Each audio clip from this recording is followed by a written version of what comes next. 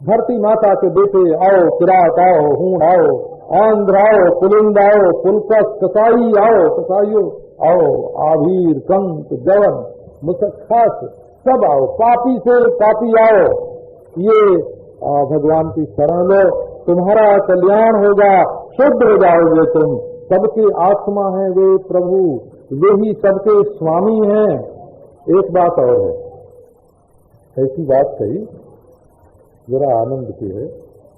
जदंघ्र्यनुध्यान समाधिदौतया धियानुपश्यन्ति हि तत्त्वमात्मनः वदन्ति चैतत्कवयो यथारुचम् तमे मुकुंदो भगवान प्रसीदताम्। भगवान के चरणारविंद का ध्यान समाधि लगाकर अपनी बुद्धि को धो लो, तब तुम्हें होगा आत्मा का दर्शन। और उसके बाद क्या होगा? वदन्ति चैतत्कवयो यथारुचम्। अरे जैसे मौजो वैसे वर्णन करो, जो रुचि हो वही कहो, ये भगवान है। आहा, नाखन चोर भगवान, बस्ती में बधा हुआ भगवान, तीरा पहाड़ी भगवान, वन वन भटकता हुआ, वन वन भटकता हुआ भगवान, स्त्री के वियोग में रोता हुआ भगवान। वदन्ति चैतत्कवयो यथारुचम्। पहचान लेते हैं कि सब वही है। मछली भगवान, कछुआ भगवान, बराह भगवान, शेर भगवान, घोड़ा भगवान। ये महात्मा लोग जानते हैं कि असली मोम है, और ये सब सकल सूरत तो भगवान अपनी बना लेते हैं और बिगाड़ देते हैं, बना लेते हैं, बिगाड़ देते हैं। सब सोना है, असली सोना सब का सब है। उन्होंने ब्रह्मा जी को पहले बुद्धि दी थी, और वही महाराज ये सारे विश्व में है। तो अलंकृशिष्ट भगवान वचांसी में, वही भगवान हमारे वचन को अलंकृत करें। नारायण ने ब्रह्मा को, और ब्रह्मा ने नारद को, नारद ने व्यास को जिस ज्ञान का उपदेश किया था उसी ज्ञान का अब हम वर्णन करते हैं। तो 2 अध्याय में तत्व ध्यान और 2 अध्याय में श्रोता और वक्ता दोनों का हो। सौनक और परीक्षित ने प्रश्न किया, उनका हृदय शुद्ध, और सुखदेव जी महाराज ने भगवान की वंदना की, उनका हृदय शुद्ध। ये दोनों का हृदय बिल्कुल निर्मल है, श्रोता का वक्ता का। अब बोले कि आओ अब मनन करें। तो मनन की पद्धति ये है कि एक तो अपनी ओर से मनन किया जाता है, और एक जो चीज दिखाई पड़ रही है उसकी ओर से मनन किया जाता है। तो उत्पत्ति के द्वारा मनन, ये सृष्टि कैसे पैदा हुई, एक जीव कैसे जन्म लिया, और ईश्वर कैसे अवतार लेते हैं, ये तीनों बात आपको मालूम है। बस 3 अध्याय में ये मालूम करनी है। जगत की उत्पत्ति, जीव का पूर्व विद्यमान जीव का जन्म, शरीर के साथ संयोग, और ईश्वर का आविर्भाव, ये है उत्पत्ति। तीनों को समझो। और उपपत्ति देखो, जुक्ति देखो, जैसे ब्रह्मा जी ने भगवान का दर्शन किया, जैसे भगवान अवतार लेते हैं। आओ देखो, आपको सुना। नारद जी ने ब्रह्मा जी की बड़ी सेवा पूजा की। देखो जी, बाप बेटे को सब कुछ दे सकता है, लेकिन यदि बेटे में योग्यता न हो तो वो खो देगा सब, कि नहीं, दी हुई संपत्ति खो देगा। इसलिए बाप लोग भी ये देखते हैं कि बेटा में पहले योग्यता आ जाए, तब उसको अपनी चीज संभलावे, है ना। नारद जी ने बेटा होने से नारद को सब ज्ञान नहीं दे दिया। जब नारद जी ने खूब तपस्या की तब उनको ज्ञान दिया। और नारद जी बोले कि पिताजी, हम तो समझते थे कि सबसे बड़े आप ही हैं, लेकिन आप भी किसी का ध्यान करते हैं, तो आप किसका ध्यान करते हैं, किसके लिए तपस्या करते हैं? मालूम पड़ता है कि आपसे बड़ा कोई और है। तो आप हमको समझाइए। ब्रह्मा जी ने कहा कि बेटा, नारायण ने करुणा करके हमको ज्ञान दिया था सृष्टि के प्रारंभ में, और हमारे हृदय में भी तुम्हारे प्रति बड़ी करुणा है, और हम जानते हैं कि तुम भी बड़े करुणा। तुम्हें तो मालूम है, लेकिन लोगों को मालूम पड़ जाए इसलिए अज्ञानी की तरह पूछते हो, और तुम हमारे मुंह से जो भगवान का वर्णन करवाना चाहते हो बेटा, तो ये भी तुम्हारी हमारे ऊपर कृपा ही है। जब पुत्र भी चाहता है पिता से कि वो दुनियादारी की बात न करें और भगवान की चर्चा करें, तो बेटे ने भी बात पर कृपा की हो, यही तो कृपा है और क्या है। तो जो तुम समझते हो कि मुझसे बड़ा कोई नहीं है, ये तुम ठीक कहते हो। देखो, उन्हीं के प्रकाश से सूरज, चंद्रमा, अग्नि, मैं, तुम, ये सब प्रकाशित हो रहा है। माया तो उसके पास जा ही नहीं सकती। उस वासुदेव से परे और कुछ नहीं है। द्रव्य, कर्म, काल, स्वभाव, जीव, ये सब परमात्मा का स्वरूप है।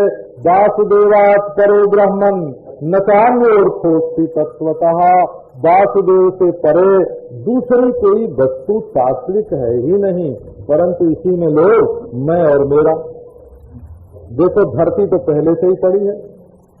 दादा ने कहा हमारी, बाप ने कहा हमारी, हम कहते हैं हमारी, बेटा कहेगा हमारी, परंतु फिर दुश्मन कहेगा हमारी कि कौन कहेगा हमारी, कुछ पता तो है नहीं। लोग हमारी हमारी कहते जाते हैं, मरते जाते हैं, धरती ज्यों की त्यों।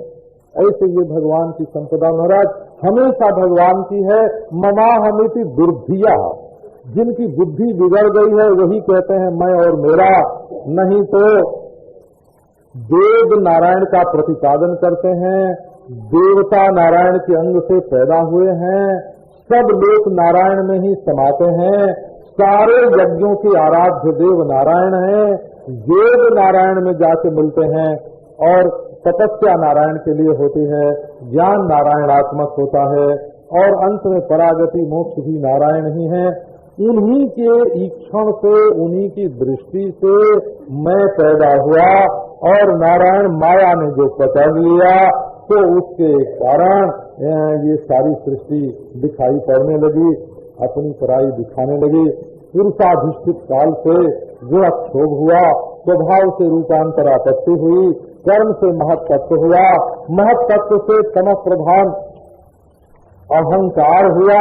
इस तरह ये सारी पृथ्वी, गंधवती पृथ्वी, रसवान जल और रूपवान तेज, ये सारी सृष्टि जब ये सब मिलके कुछ करने में समर्थ नहीं हुए, तब परमात्मा इनके भीतर प्रवेश करके ये सारी सृष्टि जो काम कर रही है, इनके भीतर महाराज जो सर्वश्रेष्ठ बुद्धि तत्व, आज आइंस्टीन का मैंने पढ़ा, उस आज पढ़ा है ना, पढ़ा तो पहले भी था पर आज क्यों पढ़ा, तो संपूर्ण विश्व सृष्टि में जो सर्वश्रेष्ठ बुद्धि तत्व है, सर्वश्रेष्ठ जो बुद्धि तत्व है, आहा अनिर्वचनीय, उसकी सत्ता को अस्वीकार नहीं किया जाता। उसने कहा विज्ञान के बिना धर्म पंगु, क्या करे, विज्ञान के बिना धर्म अंधा, धर्म के बिना विज्ञान पंगु, क्या करेगा। ये सब का सब परमात्मा के स्वरूप में ऊपर नीचे त्रिलोक सब का सब परमात्मा के स्वरूप में है। ये परमात्मा की आराधना के लिए उन्हीं से, उन्हीं में वही इस रूप में दिखाई पड़ रहे हैं। आपन खेल आप करी देखे, खेल संकोचे तब नाम ऐसे है। आप अमृत, आप अमृत घट, आप पीवनहारे, आप ढूंढे, आप ढूंढावे, आप ढूंढनहारे। ये सारा विश्व, चाहे क्या पाताल और क्या स्वर्ग, क्या ऊपर के 7 लोग, क्या नीचे के 7 लोग, सब के सब परमात्मा के स्वरूप में है। ब्रह्मा जी ने बताया कि ये मनुष्य के शरीर में जैसे समष्टि में तत्व हैं, सूर्य, चंद्रमा आदि, वैसे मनुष्य के शरीर में भी हैं। और यही जो मूल तत्व, आप देखो, आपकी सांस चलती है बिल्कुल ठीक, परंतु हवा न हो तो सांस ले सकेंगे, ज्योति न हो तो आपकी आंख, रोशनी न हो तो आंख देख सकेगी। बिना समष्टि के अनुग्रह के व्यक्ति, बिना बड़े के अनुग्रह के छोटा काम कर ही नहीं सकता। तो बिना ईश्वर के अनुग्रह के ये जीव काम कर ही नहीं सकता। संपूर्ण छोटी छोटी वस्तुएं बड़े के अधीन होकर के चल रही हैं और वो इन सबसे विपस्ती मदितिष्ठति, इन सबसे वो बड़ा रहता है और वो अमृत और अभय का स्वामी है। यही सबसे महान पुरुष है, अमृत है, क्षेम है, अभय है। उसी में नाम, मंत्र, दक्षिणा, व्रत, देवता, अनुक्रम, कल्प, संकल्प तंत्र, गति, मति, प्रायश्चित, समर्पण, ये सब के सब उसी विराट के अवयव से संभृत होते हैं। पुरुषावयव रहते संभारा संभृता मया, और उन्हीं में से उन्हीं का फूल और उन्हीं की मूर्ति और उन्हीं से उनकी आराधना होती है। वे ही समय समय पर प्रकट होते हैं। देखो बेटा, ये सारी दुनिया परमेश्वर का स्वरूप है। न भारती में अमृषोपलक्ष्यते न वै क्वचिन में मनसो मृषागति न मे हृषिकाणि पतन्त्य सत्पथे यन्मे हृदयोत्कंठ्यवता धृतो हरिः। ब्रह्मा जी ने कहा, देखो बेटा, मेरी वाणी कभी झूठी नहीं होती और मेरा मन कभी झूठी जगह पर नहीं जाता। मेरी इंद्रियां कभी कुमार्ग में नहीं जाती। क्यों नहीं जाती? तो जन्मे हृदय उत्कंठवता, क्योंकि उत्कंठा युक्त हृदय से मैंने हृदय में अपने भगवान को धारण कर रखा है। अब मैं पहले जब उनका पता लगाने लगा कि वो कहाँ रहते हैं परमेश्वर, तो पता ही न लगे। मैंने तो उनके चरणों में नमस्कार किया। असल में उनकी गति को कोई जानता नहीं। परमात्मा का स्वरूप दृश्यत्व में कभी दृश्य नहीं होता। हम लोग तो उनके अवतार के चरित्र का ही वर्णन करते हैं। बोले ब्रह्म का वर्णन करते हैं, कहाँ? ब्रह्म का वर्णन करते हैं कि जब वो अंतःकरण में उतर जाता है, अंतःकरण में अवतार लेकर के जब ब्रह्म आता है, तब वो अविद्या के अंधकार को मिटाता है। यदि तत्वमस्यादि महादास के जन्म प्रमा का उदय न हो, महाराज कौशल्या के पेट से पैदा होकर राम रावण को मारते हैं, देवकी के पेट से पैदा होकर कृष्ण कंस का संहार करते हैं, और हमारी बुद्धि वृत्ति में आ करके अवतार लेकर के सब परमात्मा अज्ञान मोहांधकार को निवृत्त करता है, मारता है। असली परमात्मा का वो स्वरूप महाराज जो बुद्धि वृत्ति माता पिता आदि के संसर्ग से रहित है, उसको कौन जाने कैसा? जब बुद्धि में आता है तभी तो मालूम पड़ता है ना। इसलिए लोग उसके अवतार रूप का ही वर्णन करते हैं। वही अपने आप को ही सृष्टि के रूप में प्रकट करता है और वही संहार करता है, वही रक्षा करता है। वो विशुद्ध केवल ज्ञान स्वरूप है। हम सब उसके, ब्रह्मा जी ने बताया कि हम शंकर जी, यज्ञ, ये सब उन्हीं के रूप हैं। जो कुछ संसार में पहले था, है और होगा, सब परमात्मा का स्वरूप है।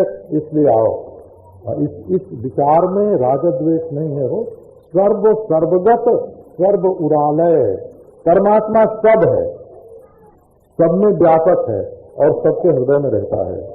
आपीयताम कर्ण कषाय सुषाम अनुक्रमिष्ये परिमां सुपेशाम।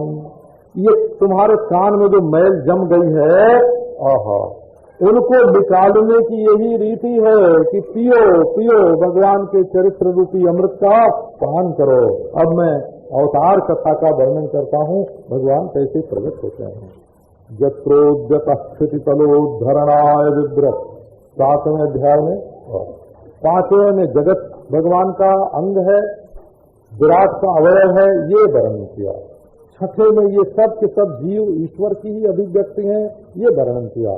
7वें में भगवान के अवतार कैसे होते हैं, ये उत्पत्ति क्रम है।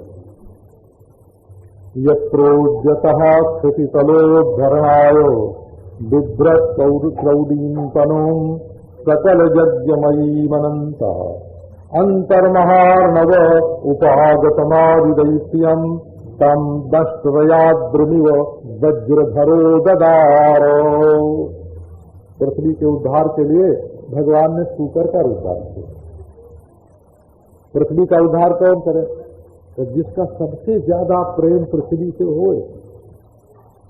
तो भाई पृथ्वी से प्रेम देखो, बराह तनु का, बराह तनु का प्रेम देखो। जिसका जिससे प्रेम होता है ना, उसको उसकी कोई चीज अशुद्ध नहीं लगती, गंदी नहीं लगती। अरे महाराज, हम ऐसे प्रेमियों को जानते हैं जो अपने प्यारे की आंख में आए हुए कीचड़ को अपनी जीभ से चाट लेते हैं, आंसू पीते हैं जीभ से। आप लोग तो बड़े प्रेमी हैं, सब जानते हैं। क्या सुना? आप देखो सुअर की रीति नीति देखो, कीचड़ में तो लोटे, उसका मुंह लगा रहा है धरती में, धरती की गंदी से गंदी चीज खाए, वो नहीं उद्धार करेगा पृथ्वी का, तो और कौन करेगा? भगवान ने कहा ठीक है भाई, अरे ऐसे बनते हो महाराज, नमस्कार है आपको। बोले हमको कुछ बनने में कोई आपत्ति नहीं है, अपने भक्त के लिए जो बनना पड़े वो बनने को तैयार है। बेचे तो बिक जाओ, भक्त बेचे तो भगवान बेच जाए, ऐसा रूप धारण किया। और वो रूप कैसा? बोले सकल यज्ञमयी, जस्यांग, जिसके रोमकूप में नीली रधरा, एक एक यज्ञ छिपे हुए हैं महाराज। और उन्होंने अवतार लेकर के मार दिया उस दैत्य को। वही फिर यज्ञ, इन सब अवतारों का वर्णन मूल ग्रंथ में फिर आने वाला है। सुजज्ञ के रूप में उन्होंने अवतार लिया, मनु ने उनका नाम हरि रख दिया। कपिल के रूप में उन्होंने अवतार लिया, सांख्य का उपदेश किया। दत्तात्रेय के रूप में आए महाराज, उनकी उपासना करके लोग परम कल्याण प्राप्त करते हैं। सनत कुमार के रूप में आए, नर नारायण के रूप में आए। ये सब अवतारों की कथा आगे आने वाली है। बोले भाई नारायण की एक विशेषता देखो, जब काम आता है महात्माओं के मन में तो क्रोध दृष्टि करके वो उसको जला देते हैं, लेकिन क्रोध उनको जलाने लगता है तो उसको नहीं जला पाते हैं। लेकिन नारायण के हृदय में न काम है न क्रोध है। देखो ये ध्रुव के सामने प्रकट होकर के नारायण ने उसका भला किया। बेल से पृथु के रूप में आ गए, नाभि से ऋषभ के रूप में आ गए, और यज्ञ में हैसेसा के रूप में, हैग्रीव के रूप में प्रकट हुए। जुगांत में मत्स्य होकर के वेदों की रक्षा की, और कच्छप अवतार धारण करके अमृत मंथन में सहायता की, नृसिंह रूप धारण करके प्रहलाद की रक्षा की, गजेंद्र की रक्षा की। जब गजेंद्र ने उसकी प्रार्थना की, दामन होकर बलि से पृथ्वी ले ली। इस तरह से भगवान अनेक रूप धारण करके लोगों का कल्याण करते हैं। ये धन्वंतरी होकर के उन्होंने ही वैद्य विद्या का प्रचलन किया था, जिनके नाम से ही महाराज अगर कोई धन्वंतरी जप करे तो इससे भी रोग निवृत्त हो सकते। धन्वंतरिष्ठ भगवान स्वयमेव कीर्तिर नामना नृणाम पुरुरुजाम हृदया सुहंती। बड़े बड़े रोग हुए हों, परंतु धन्वंतरे नमः, ओम नमो भगवते धन्वंतरे, धन्वंतरी का नाम जब किया जाए तो रोग दूर हो जाता है। परशुराम हुए, फिर इक्ष्वाकु वंश में राम होकर के आए महाराज, दशकंद को उसकी दुष्टता का फल उसको दिया। और फिर कृष्ण केश के रूप में राम और बलराम श्री कृष्ण के रूप में प्रकट हुए, और क्या क्या लीला की महाराज। वृक्षों तक का उद्धार किया भगवान श्री कृष्ण। पेड़ सरी से जड़, न तीर्थ यात्रा कर सकें बेचारे, न मंत्र पाठ कर सकें, न यज्ञ कर सकें, एक जगह जड़ जोनी में, न अक्कल है न कर्म है, जड़ जोनी में फंसे हुए हैं। उनका भी उद्धार किया भगवान श्री कृष्ण ने। ये वेदांत में और भक्ति में ये अंतर है, आप नोट कर लें। जब बुद्धि वाला होगा तब न वेदांत पढ़ेगा और समझेगा, और बुद्धि वाला न हो तब उसका उद्धार होगा कि नहीं? बोले हमारे धर्म में उसके लिए कोई जगह नहीं है। अरे वे पेड़, पहले तुम मनुष्य बनो, साधन चतुष्टय संपन्न बनो, तब वेदांत बताएंगे। भक्ति ने कहा कि पेड़ जी आप अपनी जगह पर रहिए, देखो भगवान ही आके आपका उद्धार कर देते हैं। ये सगुण भगवान की लीला यही है। यदि वो अपने कमर में रस्सी बांध के और उखल खींच के और पेड़ों का उद्धार न करें तो पतितों के लिए, मूर्खों के लिए, जड़ों के लिए तो कोई स्थान ही नहीं रहेगा। यही तो सगुण भगवान करते हैं। क्या लीला है महाराज, क्या श्री कृष्ण बन करके लीला की। जो लोग घमंडी थे उनका सबका घमंड तोड़ा। समय पर उन्होंने बुद्ध रूप ग्रहण किया और बड़े बड़े ऋषि महर्षियों का रूप धारण करते हैं। कल्कि के रूप में वही आते हैं। विष्णु के अवतारों की गणना भला कौन कर सके? ब्रह्मा जी कहते हैं कि हम नहीं जानते हैं, बड़े बड़े ऋषि महर्षि नहीं जानते हैं। एक बात है, जानने की उतनी जरूरत नहीं है। सर्वात्मना स्मृत पदो यदि निर्व्यलीकम, निष्कपट भाव से और अपने हृदय में भगवान के चरणारविंद को पकड़कर बैठ जाओ, बस माया पार हो जाओगे। और कहो कि हम भगवान के गुणों की गणना करेंगे, तो बिल्कुल गणना नहीं कर सकते। बस इस शरीर में जो मैं मेरा है उसको छोड़ो। उनकी योग माया को हम लोग बड़े बड़े जो महात्मा हैं वो थोड़ा बहुत समझते हैं और उससे पार भी जाते हैं, परंतु महाराज भक्ति करें तो स्त्री हैं, शूद्र हैं, हूण हैं, कबर हैं, पापी से पापी हैं, उनका भी कल्याण हो जाता है। आप ये बात निश्चित समझो कि यदि आपके धर्म में पिछड़े हुए को आगे बढ़ाने के लिए, पतित को उठाने के लिए, मूर्ख को ज्ञानी बनाने के लिए, भूखे को अन्न देने के लिए, अनधिकारी को अधिकारी बनाने के लिए यदि आपके पास कोई जगह नहीं है, कोई उपाय नहीं है, तो आपका धर्म भी टिकाऊ नहीं है। धर्म से जो सर्व संग्राहक होगा वही रहेगा, वही बढ़ेगा। महाराज ऐसा धर्म एक भक्ति है। परमात्मा में शब्द की गति नहीं है। बड़े बड़े महापुरुष लोग उसको जानते हैं, परंतु यदि उनके चरणारविंद का आश्रय ले लिया जाए तो सबका कल्याण हो सकता है। वही समासेन, संक्षेप में कहें तो क्या बात है, बोले हरे नान्यद अन्यस्मात् सदसस्य जगत्, सबसे परे हैं भगवान, परंतु भगवान से परे और कोई नहीं है। ये है भगवान की विभूतियों का संग्रह। नारद, तुम इसका विस्तार करो। यथा हरौ भगवती निर्णाम भक्तिर भविष्यति सर्वात्मन्यखिलाधारे इति संकल्प। कर्मकांड में ये प्रसिद्ध है कि जो भी यज्ञ करो, जाप करो, कर्मकांड करो, पहले उसमें संकल्प कर लो। संकल्प के बिना कर्मकांड सिद्ध नहीं होता, ऐसा शास्त्र है। संकल्प जरूर चाहिए। तो बोले ये भागवत में एक संकल्प करो, तो क्या संकल्प करें? तो जितने मनुष्य हैं संसार में, सबके हृदय में मनोहारी परमैश्वर्यशाली जो सर्वात्मा अखिलाधार भगवान हैं, उनके चरणों में हमारी प्रीति हो। बस ये ध्यान, यही संकल्प रखो कि सबके हृदय में भगवान की भक्ति आवे। भगवान की माया का वर्णन करने से अपनी आत्मा माया से मुग्ध नहीं होती। राजा ने पूछा कि ब्रह्मा की आज्ञा पा करके नारद जी ने फिर क्या किया? हम भी अपना मन भगवान में लगावें और ईश्वर हमारे हृदय में प्रकट हो जाए, हम अपना शरीर छोड़ें। हमने सुना है कि भगवान कान के रास्ते हृदय में आते हैं। प्रविष्ट कर्णरंध्रेण स्वानाम भाव सरोरुहम धुनोति समलम कृष्ण सलिलस्य यथा शरत। जैसे कोई मित्र हो अपने मित्र के घर जाए और देखे कि किवाड़ी तो भीतर से बंद है, परंतु खटखटाने पर कोई बोलता नहीं है, पुकारने पर कोई निकलता नहीं है, तो बात क्या है? बड़ा प्रेमी था, उसको शंका हुई कि हमारा मित्र भीतर किसी संकट में तो नहीं पड़ा है। ओ महाराज, देखा ऊपर खिड़की खुली तो चढ़ गया, चढ़ के भीतर गया तो देखा उसका मित्र बेहोश पड़ा है खाट पर। तुरंत जाके पानी वानी छिड़का, होश में लाया, वहाँ सफाई की, दवा दारू बनाई, उसको खिलाया पिलाया, होश में आया, दोनों प्रेम से बैठ गए, बात करने लगे। तो जीव जो है महाराज, ये शरीर के भीतर बिल्कुल बेहोश हो गया और खास करके ईश्वर को भूल गया।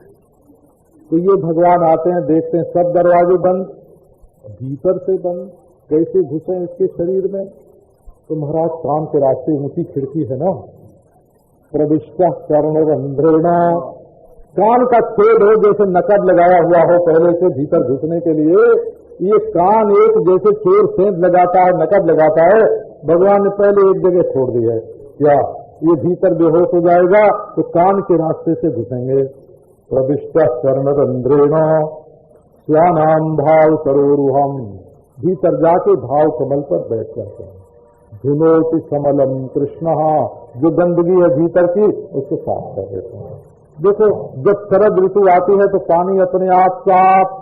यदि आप भगवान के चरित्र का श्रवण करेंगे तो भगवान आपके हृदय में आवेंगे और मलिनता स्वयं साफ हो जाएगी। तो थोड़े दिनों में, देर नहीं लगती है, श्रद्धा से सुनिए, गुनगुनाइए, थोड़े दिनों में भगवान आपके हृदय में आवेंगे।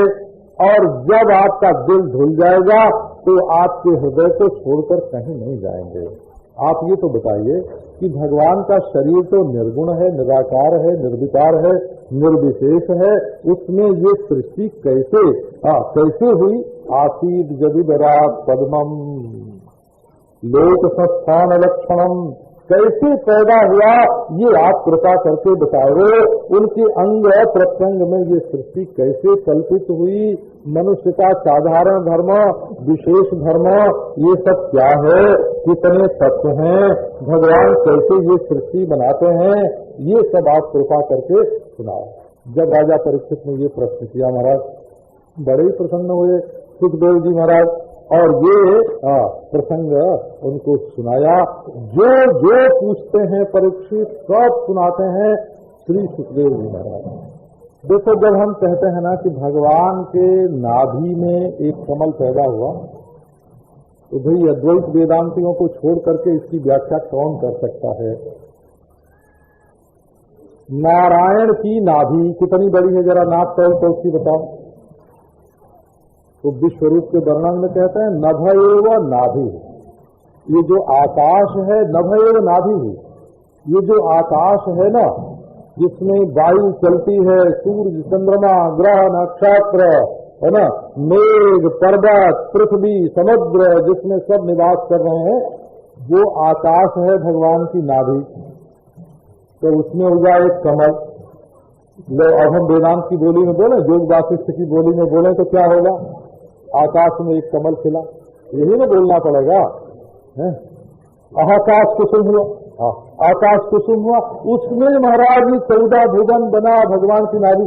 यस्य समन्ततो रोमकूपेषु अनंतानि ब्रह्मांडानि प्रज्वलन्ति।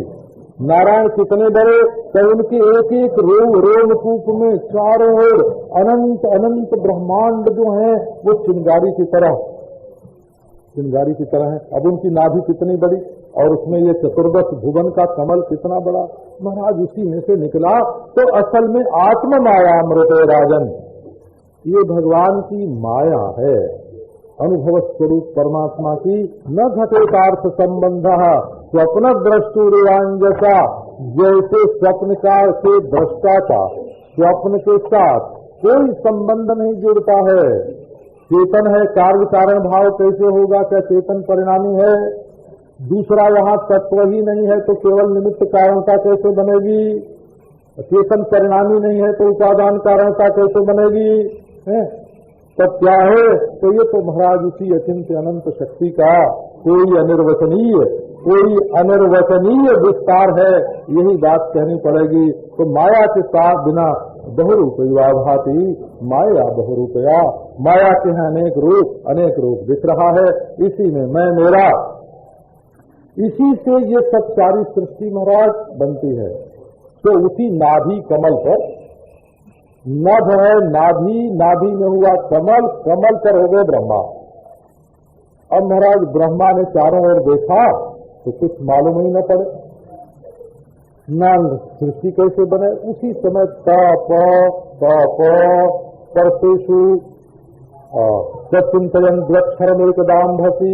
अब उन्होंने देखा महाराज जो तप शब्द हुआ उसके अनुसार तपस्या किया, और बहुत दिनों के बाद, वर्षों के बाद भगवान ने अपने लोक का उनका दर्शन कराया। वहाँ बड़े बड़े भगवान के पार्षद, बड़ी सुंदर स्त्रियां, वहाँ श्रीपति यज्ञपति जगतपति भगवान नारायण सुनंद नंदन आदि के साथ रहते हैं। और महाराज भक्तों पर कृपा करने के लिए सदा तैयार। उनकी आंखों से तो जैसे मदिरा निकल रही हो, प्रसन्न हास राग रक्त लोचन किरीटी कुंडली चतुर्भुज पीताम्बर, बड़े ऊंचे सिंहासन पर महाराज उत्तम सिंहासन पर बैठे हुए। उनके दर्शन से ब्रह्मा जी को बड़ा भारी आनंद हुआ। अब देख करके महाराज नारायण प्रसन्न हुए, बोले ओहो, ये तो हमारी आज्ञा मानने के योग्य है। देख करके मुस्कुरा गए और झट हाथ मिलाया हो। ये देखो लोग कहते हैं हाथ मिलाना हाथ मिलाना, नारायण ने ब्रह्मा से हाथ मिलाया। बभासई सत स्मित सोचिषा गिरा प्रिया प्रियम प्रीतमनाः करे स्पृशन। हाथ ही पकड़ लिया ब्रह्मा, मुस्कुरा के हाथ पकड़ा, मुस्कुराते हुए। और वाल्मीकि रामायण में तो कई जगह निपीड्य पानी ना पाने, जोर से दबाने का वर्णन। सुग्रीव और रामचंद्र भगवान का जब मिलन हुआ तो 2 बार वहां आया है कि रामचंद्र ने सुग्रीव के हाथ को हाथ में लेकर बड़े जोर से दबाया, पता भी चल रहा है कि बाली को मार सकते हैं। ओ महाराज।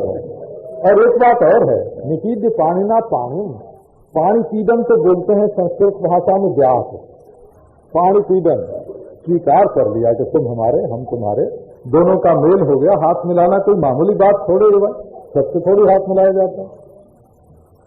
तो बोले ब्रह्मा जी मैं खुश हूं तुम्हारे ऊपर, बड़ी तपस्या की, जो मांगना हो तुमको मुझसे मांग लो। देखो तुमने तपस्या की है, तपस्या मेरा हृदय, असल में तपस्या से सृष्टि, तपस्या से स्थिति, तपस्या से संहार, तपस्या से ही विश्व का धारण पोषण।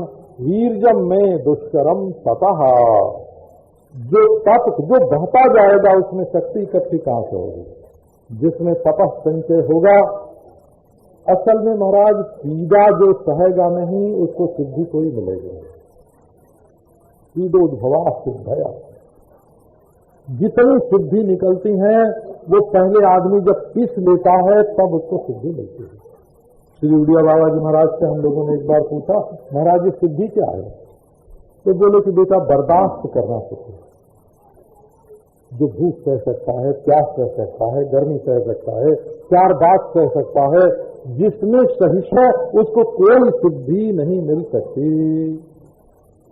लो एक सत्संग की बात और सुना देते हैं। एक बाबा थे, वो हमारे ऊपर बहुत नाराज हुआ करते थे, गाली देते थे, बस देहाती प्रोग्राम एकदम होता था। हाँ बहन बेटी, माँ बहन बेटी सबके साथ रिश्ता जोड़ देते भगवान। तो एक दिन जब खुश हुए तो मैंने पूछा कि बाबा तुम तो बहुत गाली देते हो। तो बड़ी नाराज, फिर और नाराज हो गए।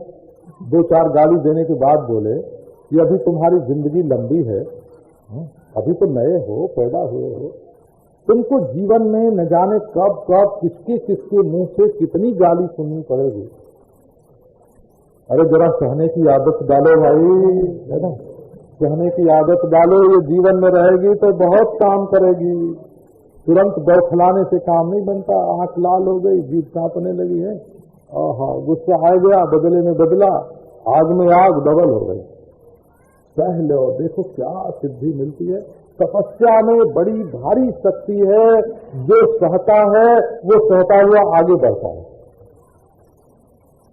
अब महाराज ब्रह्मा जी जो हैं उन्होंने कहा ठीक है महाराज, आप तो सबके हृदय में हो, मेरी प्रार्थना पूरी करो, आप अपने स्वरूप के संबंध में हमको ज्ञान दे दो। ये कैसे बनाते हो सृष्टि, हम भी तो सीख जाएं थोड़ा। बाप बनाता है बिना मसाला के हैं? और हमको मसाले से तो बनाना आ जाए। निरुपादान संरंभम अभित्थावेव तन्वते जगत चित्रम नमस्तस्मयी कलाश नमः तस्मयी कलाश्लाघ्याय शूलिने। देखो कोई मसाला नहीं, कोई मैटर कोई नहीं, और बनाने के लिए भीत कोई नहीं, आधार कोई नहीं, और जगत की तस्वीर बन जाती है। हाथ में तूलिका नहीं, त्रिशूल है ना कलाकार। ऐसा बढ़िया कलाकार महाराज बोले कि तुम तो ऐसे कलाकार कि बिना मसाला के, बिना तूलिका के और बिना भीत के तस्वीर बना के खड़ी कर देते हो। हमको तो मसाले से बनाने की अकल तो हमको दे दो बाप जी, कुछ तो अकल दो हमको। आप जो आज्ञा करोगे हम सब करेंगे। हमको ऐसा ज्ञान दो कि हम दुनिया में कहीं फंसे नहीं। और तुमने तो हमारा हाथ पकड़ा है, तो हमको तुमने अपना मित्र बना लिया, सखा हो गए। अब मैं तुम्हारी परिचर्या, तुम्हारा परिकर्म मैं ठीक ठीक करूं, ऐसा ज्ञान दो और घमंड न हो। सेवा में अभिमान मिलने पर वो विष हो जाती है। जहां अभिमान आया कि मेरे सिवाय ये काम कोई नहीं कर सकता, मैं कितना बड़ा काम करता हूँ, जहाँ घमंड आया वहाँ सेवा में जहर मिल गया, जहर हो गया। वो सेवा सुख देने वाली नहीं होती, वो तो दुखदायी हो जाती है। ठीक है। ज्ञानम परम गुह्यम में यदि विज्ञान समन्वितम सरहस्यम तदंगंचो विहान गदितम मया। भगवान ने कहा, लो ब्रह्मा तैयार, चारों दिमाग ठीक ठाक ग्रहण करो। हाँ भाई, दिमाग इधर उधर मत देखो। और देखो, पहले मैं ही था, और ये जब नाम रूपात्मक सृष्टि प्रकट नहीं हुई थी तो मैं ही था, मेरे सिवाय कुछ नहीं था। अहमेवासमेवाग्रे नान्यद्यत् तदसत्परम अहमेव आसम आसम एव। मैं ही था और केवल था ही था। भगवान लो, और निष्क्रिय, निर्गुण, निर्विकार, निर्विशेष नहीं था, कुछ नहीं था, न कार्य न कारण। और पीछे जो रहता है सो भी मैं, और आदि मध्य में जो मैं वही मैं, बीच में भी। और जब इसका निषेध कर दो, भ्रांति निवृत्त हो जाए, तो मैं ही मैं। मेरे सिवाय जो वस्तु न हो और मालूम पड़े तो माया है, और हो और मालूम न पड़े तो भी माया है। तो ये प्रपंच जो है, ये महाराज है नहीं और मालूम पड़ता है, और परमात्मा है और नहीं मालूम पड़ता है। माया माने क्या? कोई चीज रखे हो गायब हो जाए, माया। लो, और न हो और आ जाए तो माया। तो परमात्मा है मालूम नहीं पड़ता, ये माया है। और ये दुनिया नहीं है और मालूम पड़ती है, तो ये भी माया है। इसी का नाम माया है। देखो, हमको मालूम पड़ता है सोना की जेवर, तो सिल्ली मालूम पड़ती है, जेवर मालूम पड़ता है, सोना तो मालूम ही नहीं पड़ता। एक सज्जन ने अपने बच्चे से कहा, ये काम कर दो तो तुमको मिठाई देंगे। लो, काम कर दिया। अब ले आए पेड़ा, बच्चे ने कहा पेड़ा है, हमको तो मिठाई चाहिए। पेड़ा नहीं लेंगे तो बर्फी, तो ये बर्फी हमको मिठाई चाहिए। तो शक्कर, मिश्री, रसगुल्ला, चमचम, अरे ये सब नहीं भाई, हमको मिठाई चाहिए। अब बोले वो बच्चा मिठाई को नहीं पहचानता है। पेड़ा भी मिठाई है, बर्फी भी मिठाई है, रसगुल्ला चमचम भी मिठाई है। ये सारी दुनिया जो है ना, आपको शायद आपने सुना ही होगा, एक बारात गई थी कश्मीर में, हिंदुस्तानी निरामिष भोजी लोगों की बारात गई। अब वो महाराज वहां के लोग तो मांस मछली खाते हैं ना,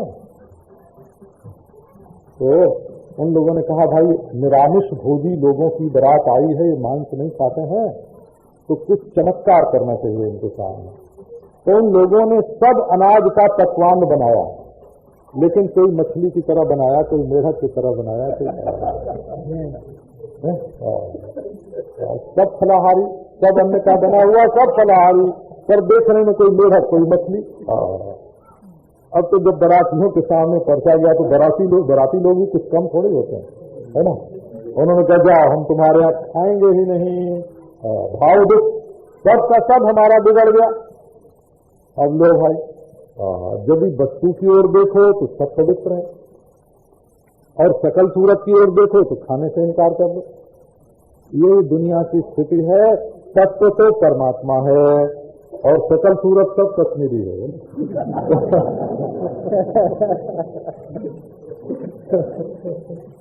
यथा महांति भूतानि भूतेषु च्यावतेष्वनु प्रविष्टान्यप्रविष्टानि तथा तेषु न तेष्वहम्। महांति भूतानि भूतेषु चावतेष्वनु, जितने पांच भौतिक पदार्थ हैं, जितनी सकल सूरत हैं, इनमें महापंचभूत बैठे हुए हैं, भीतर हैं, लेकिन मालूम नहीं पड़ते हैं। लोग सकल सूरत देखते हैं, वस्तु को तो देखते ही नहीं। सब में परमात्मा है। देखो, इतने ज्ञान प्राप्त करने का है। एतावदेव जिज्ञास्यम तत्व जिज्ञासुनात्मनः, जो आत्म तत्व का ज्ञान प्राप्त करना चाहते हैं, उनके लिए केवल इतने जानने की वस्तु है कि सब खान का खिलौना है। राग द्वेष मत करो। अन्वय व्यतिरेकाभ्याम यत्स्यात् सर्वत्र सर्वदा, उसी का अन्वय है सब में, वही सब में आया हुआ है, सब दिखता है। और सबके टूट फूट जाने पर भी वो टूटता फूटता नहीं है। सोने के बिना जेवर नहीं है, पर जेवर टूट जाने पर भी सोना ज्यों का त्यों है, सर्वत्र और सर्वदा। ये है परमात्मा का स्वरूप। बोले देखो, अब मोह का कोई कारण नहीं। भगवान कल्प विकल्पेषु न विमुज्यति करहित। अब महाराज नारायण तो अंतर्धान हो गए। उनके बाद ब्रह्मा ने ये सृष्टि बनाई, और फिर नारद जी ने जब उनकी सेवा की तो उनको यही बताया। तो नारायण बात प्रसन्न होकर ब्रह्मा ने नारद जी को बताई, और नारायण उनको ये 10 लक्षण पुराण जो है ये सुनाया। नारद ने व्यास को और व्यास ने सुखदेव को बताया। अब तुम्हारे सभी प्रश्नों का आगे समाधान किया जाएगा। सुखदेव जी महाराज कहते हैं कि देखो राजा परीक्षित, ये जो सृष्टि है ना, इसमें एक तो प्रकृति से महत्त्व, अहंकार तत्व, ये तत्वों की सृष्टि होती है, और इसको सर्ग बोलते हैं। ये बिना परमात्मा के नहीं हो सकती, कैसे होगा? और एक होता है विसर्ग, सबकी सकल सूरत अलग अलग होती है। तो यदि कर्मों का कोई ज्ञाता न हो महाराज, इतने सांचे को न जाने न ढाल सके तो कैसे बनावेगा? और ये जो आकाश में सब ब्रह्मांड अपनी अपनी जगह पर टिके हुए हैं, क्या मेल से चलते हैं सूर्य चंद्रमा ग्रह नक्षत्र। ये जो स्थान है पृथ्वी का, सूर्य का, अग्नि का, बिना परमात्मा के कैसे हो सकता है? और महाराज जब तक सीखने लगते हैं तो सीखने वाला माली भी तो है ना, अवतार लेता है, नाम देता है, सीखता है। वासना के अनुसार सृष्टि होती रहती है। मनवंतरों में धर्म की स्थापना होती है, भक्तों के चरित्र होते हैं, और मन संसार की ओर से हटकर भगवान में लगे, इसके लिए भगवान की लीला होती है, और तत्व ज्ञान से मुक्ति होती है, और सबके अधिष्ठान परम आश्रय साक्षात परमात्मा ही है, और इस अधिष्ठान के ज्ञान के लिए ही ये भगवान की लीला का वर्णन किया जाता है। अब इनका लक्षण बताया नारायण। और इसमें बात क्या है कि देखो, संसार जो मालूम पड़ रहा है वो किससे मालूम पड़ रहा है, किसमें मालूम पड़ रहा है? जिससे, जिसमें मालूम पड़ रहा है वो आश्रय पर ब्रह्म है। जो देह के भीतर मैं बोल रहा है आध्यात्मिक पुरुष, वही सूर्य चंद्रमा आदि के भीतर सवितुर्वरेण्यम भर्गः कौन है? तधियो जो न प्रचोदयात्। जो हमारी बुद्धि का प्रेरक है वही सूर्य चंद्रमा आदि सबका प्रेरक है नारायण। और जो दोनों को अलग अलग करने वाला है वही आदि भौतिक है। एक के बिना दूसरा नहीं, दूसरे के बिना पहला नहीं, मालूम ही नहीं पड़ेगा। इन तीनों को जो जानता है, देखो जैसे एक हुआ घड़ा, ये अभिभूत हो गया, और एक हुई आंख, और ये अध्यात्म हो गया, और एक रोशनी हुई बीच में, ये अधिदैव हो गया। तो आंख रोशनी बीच में होने पर किसी चीज को देख रही है, अध्यात्म अधिदैव की सहायता से अभिभूत को देख रहा है। यही तो बात है। बोले कि देखो ये तीनों तीन है, और एक ऐसा है जो इन तीनों को जानता है, उसका नाम आत्मा है। तो न वो भूत है, न देव है, न अध्यात्म है, और उसकी अखंडता में ये तीनों केवल कल्पना मात्र।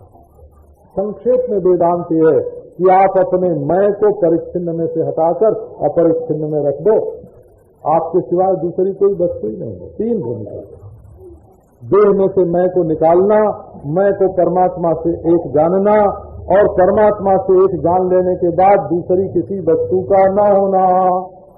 ओम नमः शिवाय।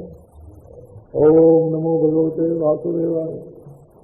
जो महाराज वही परमात्मा द्रव्य कर्म काल स्वभाव जीव ईश्वर सबके रूप में प्रकट हुआ है, उसी के होने से हम शब्द सुन सकते हैं, एक की आवाज दूसरे के कान तक पहुंच सकती है, उसी के होने से हम किसी चीज को देख सकते हैं, उसी के होने से हमारी सांस चल सकती है, और ये सब संसार में जितनी क्रिया प्रतिक्रिया हो रही है ये सब की सब परमात्मा की उपस्थिति से ही है।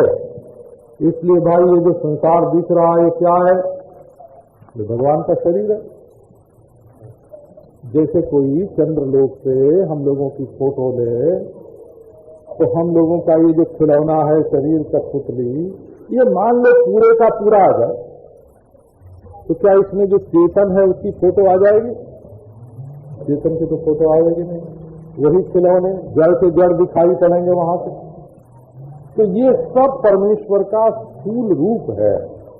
इसमें पृथ्वी आदि 8 आवरण हैं, इनसे परे सूक्ष्म अव्यक्त है, वो हमेशा कारण के रूप से रहता है। और ये जो कार्य और कारण दोनों हैं, ये अमुनि भगवद रूपे मया ते ही अनुवर्णिते उभे अपि न गृह्णन्ते माया सृष्टि विपश्चितः। ये कार्य और कारण स्थूल और सूक्ष्म दोनों भगवान के शरीर हैं, रूप हैं भगवान के, माया की सृष्टि है। जब तत्व ज्ञान हो जाता है तो महात्मा लोग इनको देखते हुए भी आकाश की नीलिमा के समान, जैसे बुद्धिमान पुरुष आकाश में नीलिमा को देखता है परंतु नीलिमा को तत्व रूप से ग्रहण नहीं करता है। ये भ्रम भी अनादि है और नीलिमा भी अनादि है, परंतु अधिष्ठान ज्ञान से दिखती हुई नीलिमा भी कुछ नहीं है। तो दुनिया को मिटाकर परमात्मा का अद्वैत नहीं जाना जाता। दुनिया दिख रही है और परमात्मा को पहचान लो। ये महाराज इस तरह से सारी की सारी सृष्टि चल रही है। अंत में केवल परमात्मा रहता है। इत्थम भावेन कथितो भगवान भगवत्तमः, इत्थम इदमित्थम कही जात न सोई, नेत्थम भावेन ही परम द्रष्टु मर्हन्ति सूरयः। ये ऐसा है, ऐसा है, ऐसा है, इसको बंधन में मत बांधो। ये तो कर्तृत्व का प्रतिषेध करने के लिए ये सब जन्म कर्म आदि का वर्णन होता है, असल में ये सब माया से आरोपित है। इस प्रकार महाराज साधारण रूप से इस प्रपंच का वर्णन किया गया। अब आगे राजा परीक्षित के प्रश्न का जो उत्तर देते हैं और श्री सुखदेव जी महाराज उसको विस्तार से हम आपको सुनाते हैं। अब महाराज एक कथा सुनो विदुर की।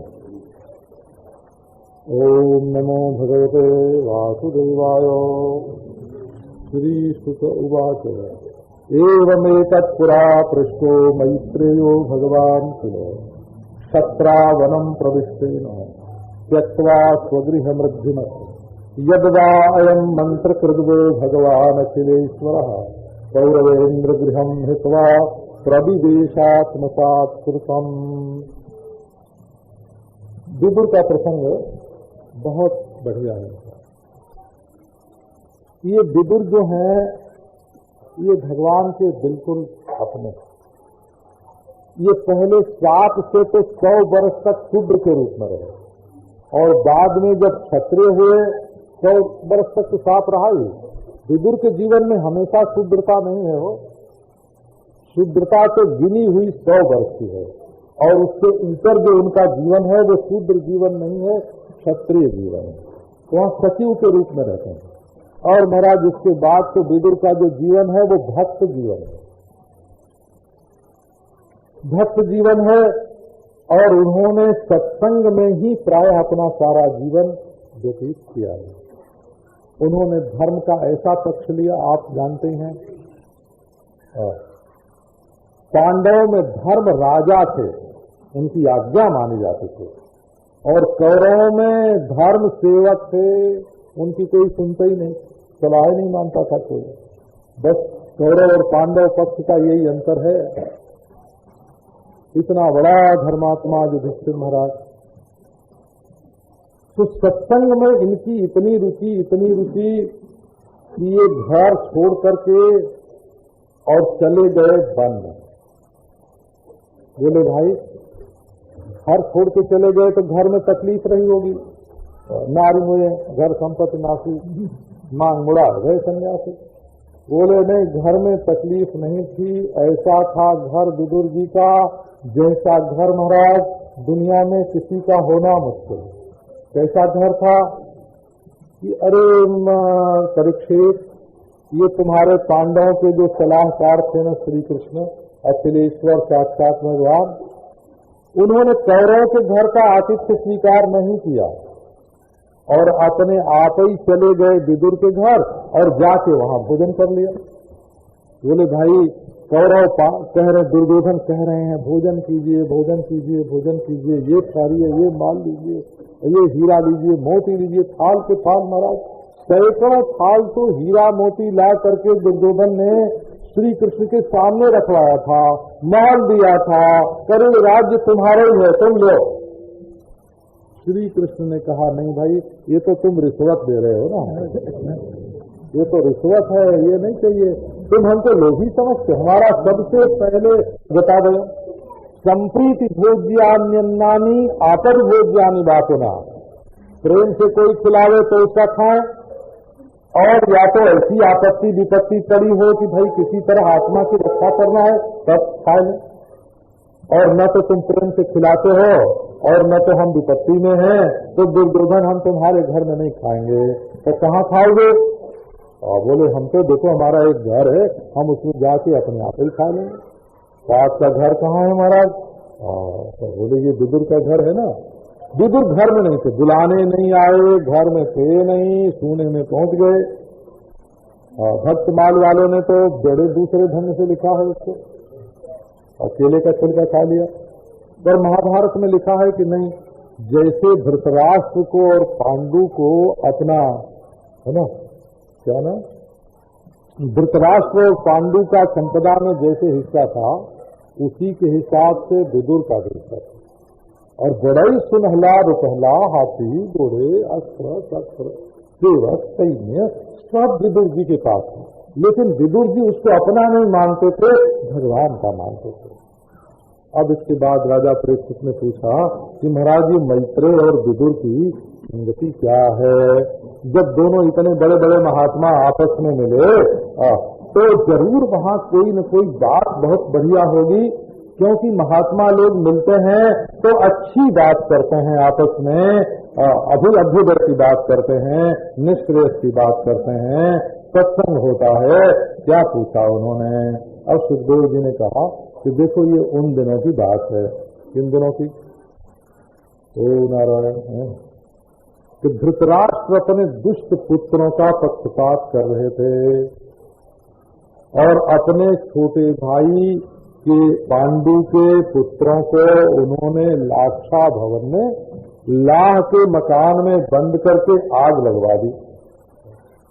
अब महाराज द्रौपदी नंगी की जा रही थी सभा में और धृतराष्ट्र ने उसको अपने बेटों को मना नहीं किया। जुए में बेईमानी से उनका सर्वस्व छीन लिया गया। समय पालन करके लौट के आए, परंतु युधिष्ठिर की संपदा उनको लौटाई नहीं। इतना धर्मात्मा हो। उस दिन किसी ने कहा इतना बेईमान, इतना झूठा युधिष्ठिर धर्मराज कैसे? अरे महाराज जरा ध्यान तो दो, स्वप्न में हरिश्चंद्र ने दान कर दिया और जागृत में उसका पालन किया।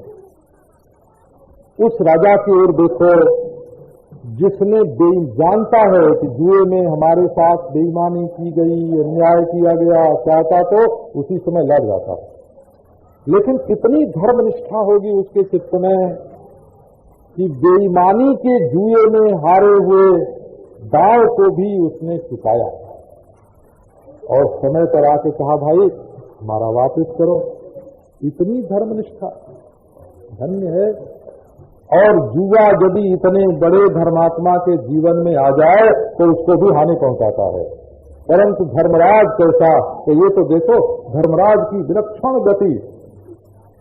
सो महाराज समय पर धृतराष्ट्र ने अपने भाई का हक नहीं दिया, श्री कृष्ण का संदेश नहीं सुना, विदुर ने सलाह दी उसको नहीं माना।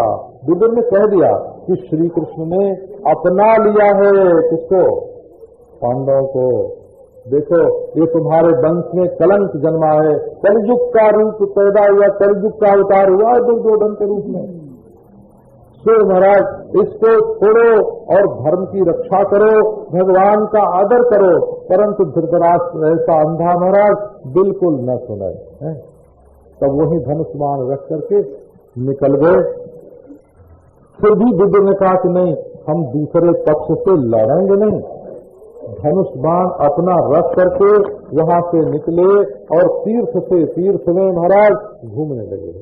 और घूमते फिरते अवधूत के देश में भारतवर्ष में प्रभास गए। वहां जाने पर मालूम हुआ कि यदुवंशियों की क्या स्थिति है।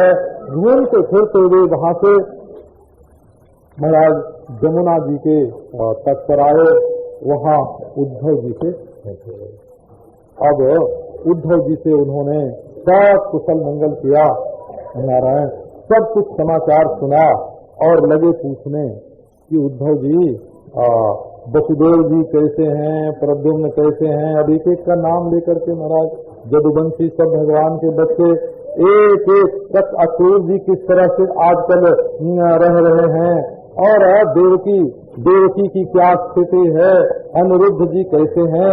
अब तो महाराज द्वारका में कुछ लोगों की कमी तो थी नहीं, सबका एक एक का नाम लेकर के पूछा महाराज।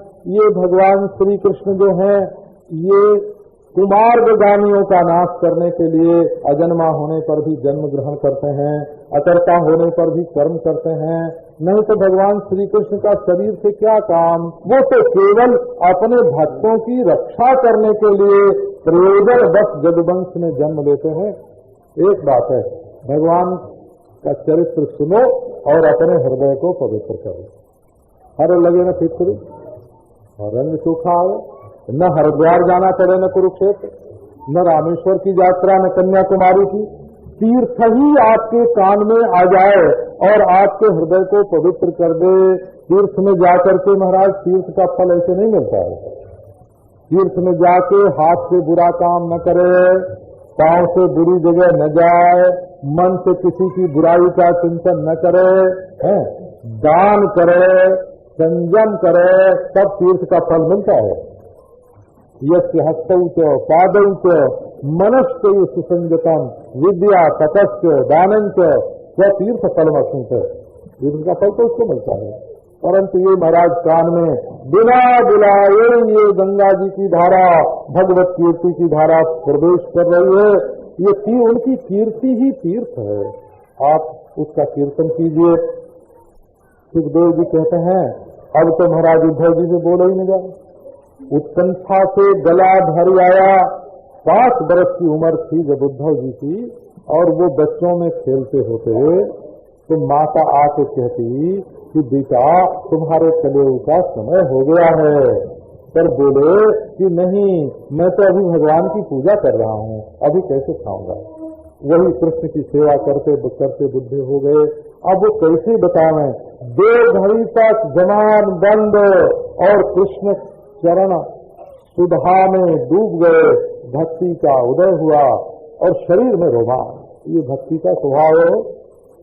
ये देखो आप इसको हंसी खेल की बात मत समझना। एक ऐसा भाव आया आपके हृदय में, आया तो भाव, भक्ति तो भाव ही है ना, मन में आता है। लेकिन शरीर में रोमांच हो गया तो आपके शरीर पर उसने प्रभाव डाला, तब में रोमांच हुआ। आंख से आंसू गिरे तो शरीर में कुछ उसका असर पड़ा, तब न आंख में आंसू आए। आपके शरीर में परिवर्तन हो रहा है महाराज। अशुद्ध शरीर शुद्ध हो रहा है भक्ति के प्रभाव से, प्रत्यक्ष है ना।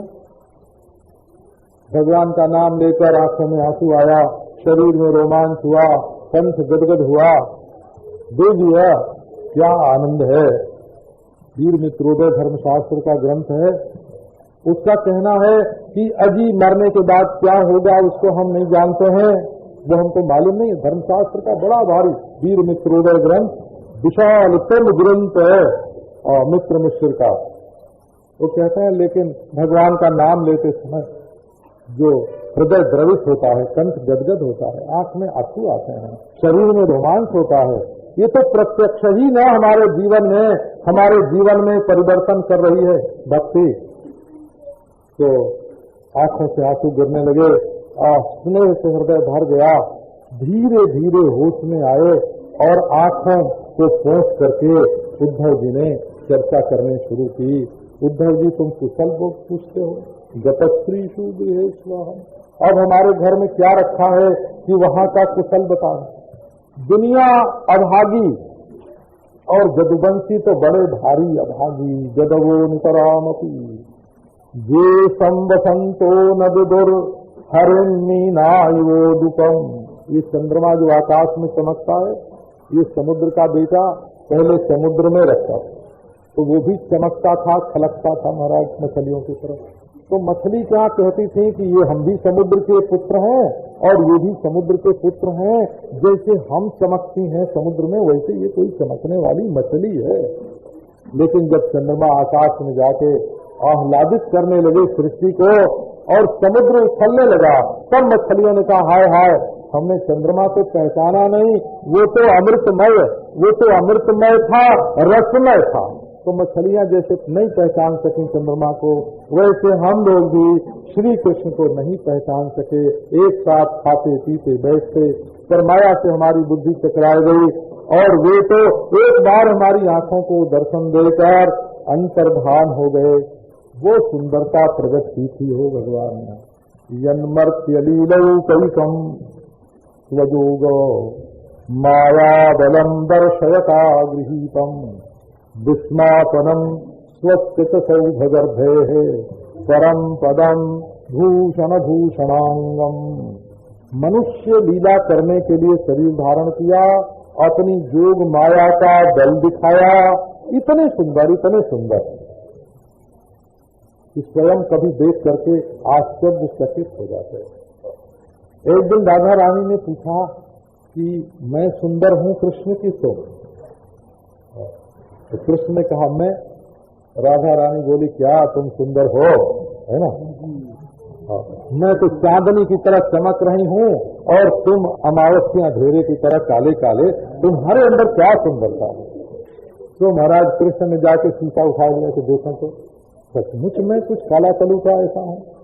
जो देखा शीशे में अपने को अपरिकलित पूर्व कश्चमत्कारकारी, अरे मैंने तो इतना सुंदर कभी किसी को देखा नहीं, बड़ा चमत्कारी है भाई ये तो। अब देखा ये आंख और ये होंठ और ये ललाट और ये कपोल, ये केश, ये पीताम्बर, देख करके मुग्ध हो गए, लोट पोट होने लगे, बोले वाह वाह वाह, ये तो इतना सुंदर है कि यदि मैं राधा होता तो इसी से ब्याह करता। अहम अपि परिभोक्तुम कामये राधिके वा, मैं तो इसी से, ये जो शीशे में दिख रहा है ना, मैं तो इसी से ब्याह करूंगा, परंतु मैं राधा न हुआ, क्या करूं। तो ऐसी सुंदर महाराज विस्मापनम स्वस्य च, अपनी सुंदरता देखकर स्वयं विस्मित चकित हो जाते हैं। सौंदर्य की पराकाष्ठा, मायरी सुंदरता की सीमा, भूषण भूषणांगम। अपने को सुंदर बनाने के लिए आभूषण नहीं पहनते हैं, उनके शरीर से लगकर आभूषण की सुंदरता बढ़ जाती है। तो नहीं बाबा, भक्त लोग ऐसे कहते हैं कि भगवान की सुंदरता यदि पूरी की पूरी किसी के नजर में आवे तब तो बेहोश ही हो जाएगा, देख नहीं सकेगा। तो उसको जगह जगह से विच्छिन्न करने के लिए है ना, कि पूरी शोभा एक साथ न दिखे। संस्कृत भाषा में विच्छित्ति शब्द का अर्थ सौंदर्य होता है, टूट टूट कर हो। जैसे देखो पूरा मुंह न दिखे, उस पर बाल की एक लट आ जाए, है क्या, ये विच्छित्ति है। ये मुख की शोभा है क्या, तब बाल की एक लट का मुंह पर आ जाना, इसी प्रकार श्री कृष्ण के शरीर पर विक्षिप्ति है क्या? आभूषण। जब आभूषण आते हैं अंग अंग की शोभा नारायण वो ढक जाती है, और जब वो शोभा एक जगह ढकती है, एक जगह दिखती है, तब महाराज बड़ा भारी आनंद आता है। युधिष्ठिर के यज्ञ में दुनिया ने देखा, विधाता की सृष्टि में उससे सुंदर और कोई नहीं। गोपियों ने उसको देखा और आंख के रास्ते उनकी बुद्धि निकल के भाग गई। जब गोपियों ने अपनी आंखों से श्री कृष्ण को देखा तो बुद्धि गोपियों के दिमाग में नहीं रही, आंख के रास्ते से निकल के कृष्ण के पास चली गई हो। दृग्भी अनुप्रवृत्त धियो वतस्तु किलकृत्य शेषाः ब्रज प्रियो दृग्भिरनुप्रवृत्त धियो वतस्तु किलकृत्य शेषाः। अकल मारी गई गोपियों की महाराज, है ना। सब तो घर द्वार छोड़ करके हे बुद्धिनाशक भगवान, है ना। अरे बुद्धि की जरूरत ही नहीं है हो ईश्वर के लिए, न ब्रह्म को देखने के लिए न कृष्ण को देखने के लिए। ये बुद्धि के पीछे तो बैठे हुए हैं महाराज। जब असुर लोग दूसरों का संहार करने लगते हैं देवताओं का, तब वे प्रकट होते हैं महाराज। देखो जब हम उनके चरित्र को देखते हैं, वसुदेव के घर में पैदा हुए, ये गेहे गेहे शब्द जो है वो वसुदेव के लिए भी आता है ना। जब वसुदेव गेहे गृहिणी गृह मुझसे थे, वसुदेव की पत्नी से प्रकट हुए, और फिर भाग के दुश्मन के डर से दूसरे गांव में गए। जब हम याद करते हैं ना, देव की वसुदेव के पांव पकड़ लिए और बोले बाबा हम तो कंस के डर से इतने दिन भाग के रहे, हमने तुम्हारी कोई सेवा नहीं करी, माफ करना हमको। कौन उनके चरणारविंद को भूल जाएगा। हमने देखा अपनी आंख से यज्ञ में शिशुपाल मरा और उस पापी के शरीर से ज्योति निकलकर और श्री कृष्ण के शरीर में समा गई। जोगी लोग जिसमें मिलना चाहते हैं और बड़े बड़े लोकपाल जिनकी सेवा करते हैं, वो जब उग्रसेन बैठते सिंहासन पर तो आके महाराज सलाम जो होते, दोनों हाथ जोड़ के प्रणाम करके देव निर्धारय महाराज आज्ञा कीजिए। अरे ऐसा ईश्वर है कहीं दुनिया में? हो है कहीं दुनिया के किसी मजहब में ऐसा ईश्वर जो है ना स्वयं अपने बनाए हुए कठपुतली राजा को और हाथ जोड़कर महाराज आप मालिक मैं सेवक, मारने के लिए आई पूतना कितनी खराब नियत। अहो दकीयम स्तनकाल तूताम जिघांसया पाए दक्षता। नियत मारने की, जन्म की राक्षसी, बच्चों का खून पीने वाली दुष्टा। और देखो ऐसा ईश्वर जो जहर नहीं देखता, नियत नहीं देखता, जात नहीं देखता, क्या देखता है? बोले अरे भाई ये तो हमको दूध पिलाने आई है ना, ये तो हमारी माँ है। लेभे गतिम धातृषिताम तथोन्यम संवा दयालुम शरणम ब्रजेम।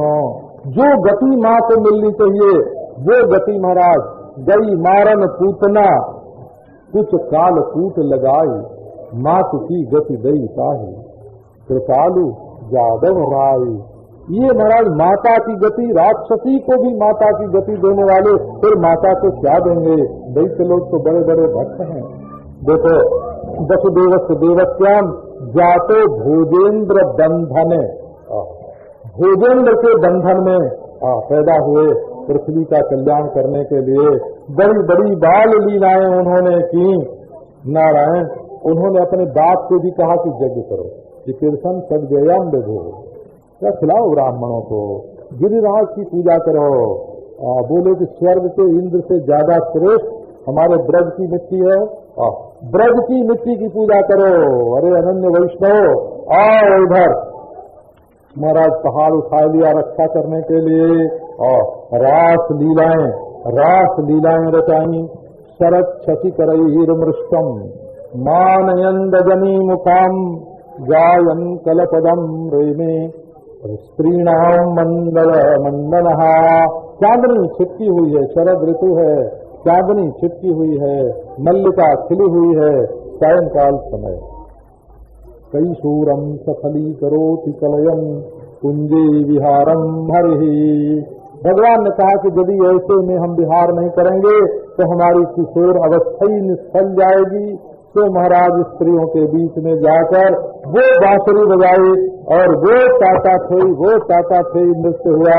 पादन्यासैर भुज विधुतिभिः दस्मितैर्भ्रू विलासैः भज्यन् मध्यैः चलकुटतटैः कुण्डलैर्गण्डलोलैः स्विद्यन्मुख्यः कवरवसनाग्रन्थयः कृष्णवन्दद्धो गायन्त्यस्तं सवितैवता मेघचक्रे गिरेयुः। घनघोर घटा के समान काले काले काले काले कृष्ण ही घनघोर घटा के समान, और गोपियां श्याम श्याम श्याम नाचती हुई, श्याम श्याम चमकती हुई बिजली के समान। वो पाद विन्यास ठुमुक के ताल पर पद रखना और वो हाथ हिलाना, भुज विधुति भी, वो मुस्कान के साथ बाहों का संचालन, वो कमर लचक गई भज्जन मध्य, वो आंचल हट गया। कुंडलैर गंडलोलैहि, कुंडल कपोल पर नाच रहे हैं। अरे दारो एक बार अपना मन ले तो चलो, इस दुनिया में से, इस मैं मेरे में से, दुनिया में से मन हटाओ, प्रपंच विस्मरण पूर्वक स्वाशक्ति जननार्थ दुनिया भूल जाए और श्री कृष्ण के प्रेम में अपना मन डूब जाए। शुद्धियन मुख्य कवर रचना ग्रंथय, टोपी की गांठ टूट गई। और अरे ये कृष्ण वधू हैं, गोपियां हैं, गायन्त्यस्तं, कृष्ण का गान कर रही हैं। और जैसे बिजली घन घटा में नाचे, वैसे कृष्ण कृष्ण कृष्ण कृष्ण में गोपियां नृत्य कर रही हैं।